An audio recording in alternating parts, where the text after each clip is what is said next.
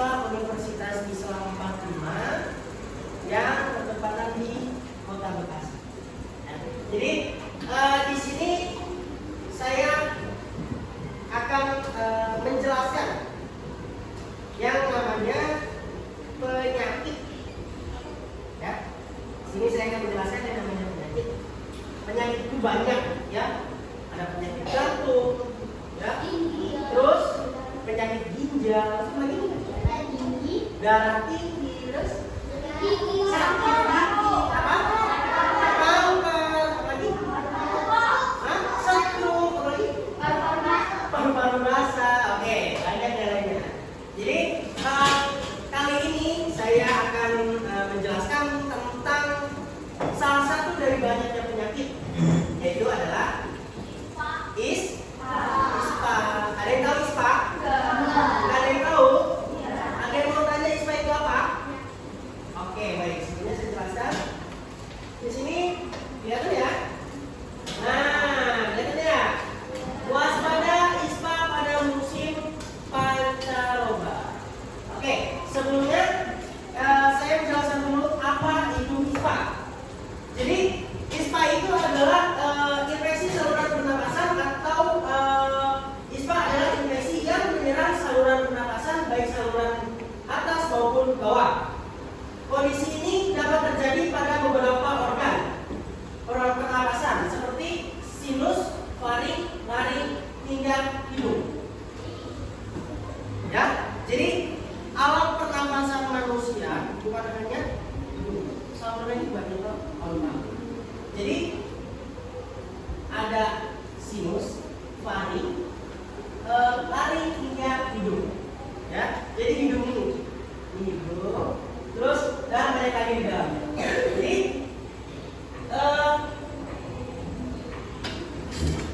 bagaimana cara kenapa bisa terjadinya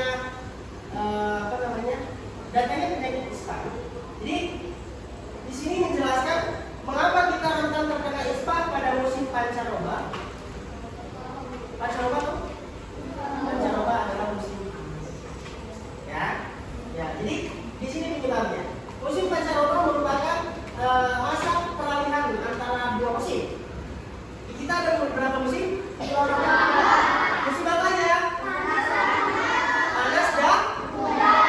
dan hujan. Jadi yang disebut dengan musim pancaroba adalah pergantian musim antara musim panas dengan musim hujan.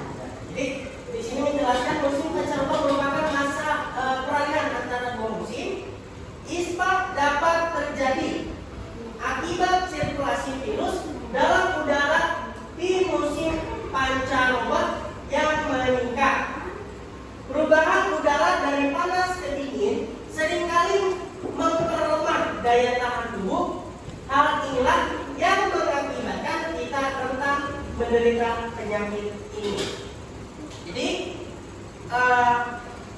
ketika musim pancaroba tiba, yaitu dalam arti pancaroba adalah pergantian dua musim antara musim hujan dan musim panas. Seringkali kita terkena rentan terkena riwayat penyakit ISPA ini. Ya, salah satunya itu perubahan udara dari panas ke dingin seringkali memperlemah daya tahan tubuh kita. Apa aja sih gejala ISPA?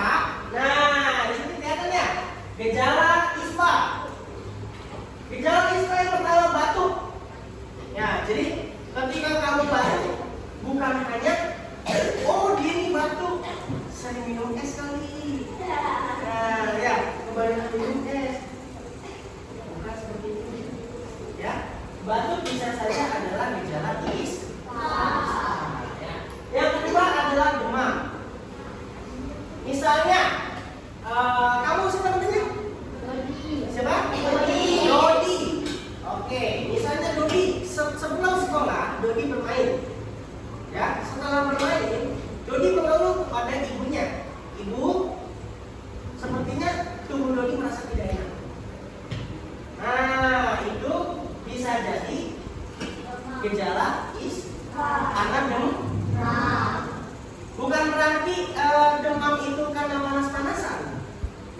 bukan juga, tetapi bisa jadi adalah gejala ispa. Dan selanjutnya adalah sakit kepala. Lihat ya, sakit kepala itu salah satu gejala ispa. Selanjutnya hidung tersumbat dan influenza. Hidung tersumbat, mampet pernah? Mampet? Hidung tersumbat adalah termasuk dari influenza, yaitu flu. Kita terkena flu. Tahu flu? Sering hacung tahu? Itu adalah flu. Dalam arti hidung tersumbat. Nah, itu adalah salah satu juga gejala dari penyakit ispa. Selanjutnya adalah timbul gejala sinusitis. Ya, timbul gejala sinusitis. Dan yang selanjutnya kekurangan oksigen sehingga membuat kulit kebiruan. Ya, jadi itu adalah gejala-gejala dari penyakit ispa. Ya. Penyebab ispa. Nah, di sini ada yang mau tahu penyebab ispa itu seperti apa? Ada yang mau tahu? Oke, di sini ada rhinovirus. Selanjutnya pneumococcus adenovirus, virus influenza, virus corona. Kamu sempat merasakan tidak sekolah? Ya. Karena adanya wabah penyakit corona. Itu salah satu dari jenis penyebab ispa. Ya. Selanjutnya adalah pencegahan. Kak, bagaimana caranya kita mencegah dari penyakit ispa? Ada yang mau tahu? Nah, di sini ada terlihat jelas pencegahan ispa. Ya, di paling bawah selalu mencuci tangan. Nah, salah satunya yang pertama selalu mencuci tangan. Ketika kalian sedang melakukan kegiatan sehari-hari, setelah melakukan kegiatan, alangkah baiknya mencuci tangan. Yang lebih sebelum makan. Contoh, misalnya siapa lagi selain Dodi? Ini siapa namanya? Radit. Misalnya Radit habis main masak-masakan sama si siapa besok kamu? Iya. Siapa? Rahasia. Si Radit dengan si Rahasia bermain masak-masakan. Biasanya kalau orang main masak-masakan bumbunya pakai tangan. Iya. Betul? Sayurannya pakai daun ya Bibi. Iya. Nah, cocok semua pakai tangan. Si Radit dipanggil sama ibunya. Terus satu siapa? Rahasia dipanggil sama ayahnya. Rahasia sini kan? Nih, papa bawa makanan. Asli. Radit juga. Radit nih, gua habis masak. Ya Bu. Setelah itu tidak mencuci tangan, langsung jorok nggak? Maka dari itu, kenapa mencuci tangan? Itu diwajibkan dalam kehidupan sehari-hari. Karena menjaga kebersihan tubuh. Oke, selanjutnya menghindari merokok. Tahu rokok? Tahu? Merokok bahaya nggak? Merokok bahaya. Menghirup asap rokok dari orang yang merokok itu lebih berbahaya. Apa namanya? Itu yang dinamakan perokok pasif. Perokok pasif lebih berbahaya ketimbang orang yang merokok. Apa itu perokok pasif? Perokok pasif adalah ketika kamu di samping orang yang merokok. Nah, itu lebih bahaya. Maka dari itu ketika ada orang yang merokok, usahakan kamu menjauh. Supaya apa? Supaya tercegah ataupun tidak terkena penyakit ispa. Karena salah satunya itu ya, dari asap rokok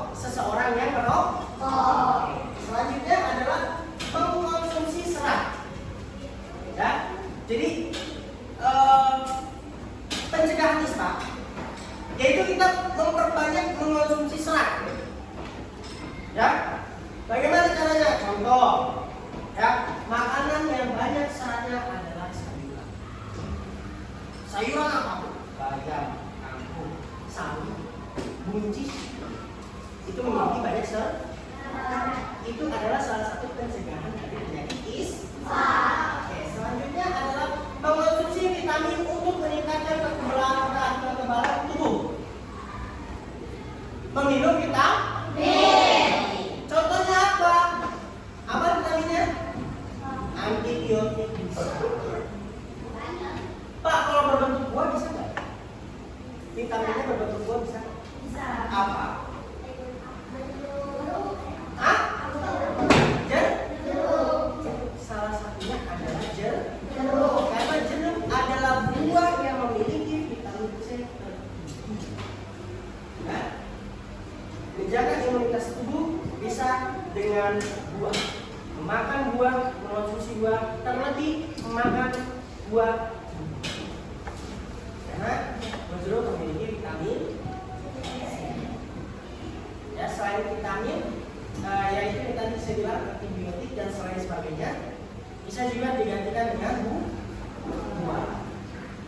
Selanjutnya adalah olahraga rutin. Olahraga rutin ya. Jadi olahraga itu bukan berarti di sekolah ada pelajaran olahraga nih. Tidak ada olahraga karena di sekolah ada pelajaran olahraga. Nanti misalnya lari, lompat, guling-gulingan, ya. Oke, olahraga bukan hanya di sekolah. Kamu melakukan kegiatan aktivitas sehari-hari di rumah itu termasuk adalah kegiatan olahraga. Contoh, beliin emak masak kok di warung. Iya mak, siap. Dikasih nih duitnya. Warungnya jauh. Dari sini sampai Polsek. Contoh, ya. Naik apa mak? Jalan kaki aja. Nah, itu adalah salah satu termasuk kegiatan olahraga. Karena tubuh kamu memiliki pergerakan. Ya. Orang yang tidak berolahraga itu adalah orang yang rentan terkena penyakit. Karena diri dia tidak aktif dalam bergerak. Tubuhnya kaku. Ya, benar nggak? Tubuhnya kaku. Maka dari itu olahraga sangat penting dalam sehari-hari. Selanjutnya,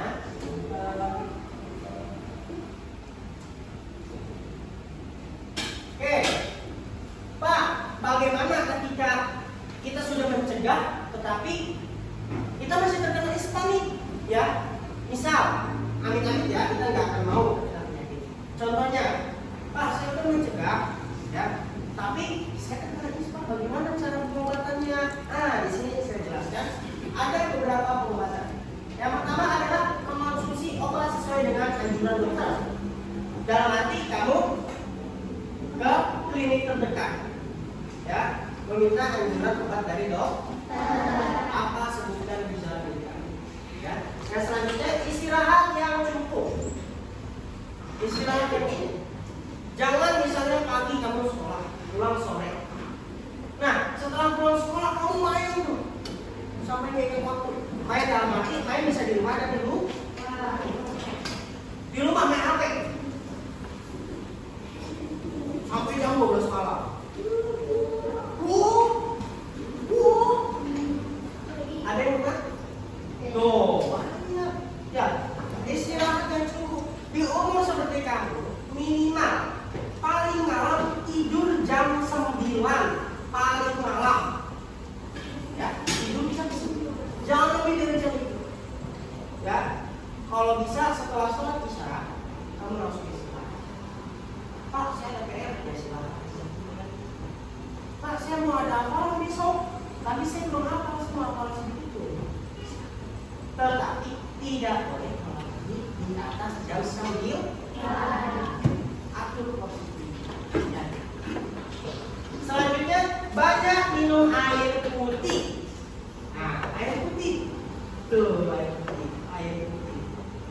Yang gak kelihatan air putih, Pak Yes? Air putih. Ya, jadi tuh air putih. Air putih juga.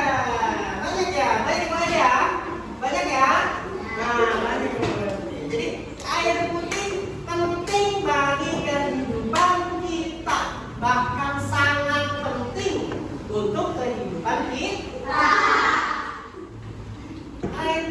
selain menyegarkan tubuh kita, air putih pun menyehatkan tubuh kita. Mineral-mineral alami yang terkandung di dalam air putih itu meresap ke dalam tubuh kita. Oke, itu ya. Yang tidak kalah penting adalah meminum air putih. Jangan minum es, ya. Es selain dari gulanya tinggi, es juga nggak baik untuk kesehatan. Sesekali nggak apa-apa, tapi jangan terlalu sering. Paham ya? Oke, selanjutnya minum air lemon hangat atau madu untuk meredakan batuk. Nah, jadi ketika kamu sedang batuk-batuk, nggak mau minum obat nih. Batuk, ya setiap hari batuk, sampai tenggorokan sakit, sampai perut juga sakit, kenapa gara-gara batuk? Pernah? Tapi saya nggak mau minum obat karena obat itu terlalu keras untuk saya. Ada cara lain, yaitu meminum dengan air lemon hangat atau madu. Jadi lemon hangat dicampur dengan madu agar meredakan batuk yang kita alami. Selanjutnya adalah tidur dengan posisi kepala lebih tinggi agar membantu melancar bernapas. Pak, kok tidur juga ada aturannya? Nah, bukan aturan, tapi ini salah satu pengobatan. Contoh, hidung kamu lagi pilek nih, otomatis ngambek ya? Coba deh, kamu tidur, tubuh kamu lebih tinggi ketimbang kepala kamu. Begini. Nyaman nggak? Nyaman nggak? Tahu kayang nggak? Kayang apa? Coba kamu tidur kayang, bisa nggak? Bisa ya. Jadi tidur yang nyaman adalah lebih tinggi kepala dibanding tubuh kita. Jadi sirkulasi udara atau oksigen yang masuk ke tubuh kita itu normal. Ya. Jadi itu mulai dari apa yang dimaksud dengan ISPA, bagaimana cara pengobatannya, apa pencegahannya, apa ciri-cirinya, sudah saya jelaskan semua. Jadi mungkin ada yang bertanya? Ada? Gak ada? Yakin? Kalau gitu sudah jelas ya? Sudah jelas? Apa itu ISPA sudah jelas? Bagaimana cara pengobatannya jelas? Bagaimana cara mencegahnya jelas? Oke, kalau begitu sudah jelas semua. Selanjutnya adalah bagian penutup. Oke, terima kasih atas waktunya karena telah mendengarkan penjelasan yang saya jelaskan terkait tentang penyakit ISPA. Jadi semoga sedikit banyak yang ingin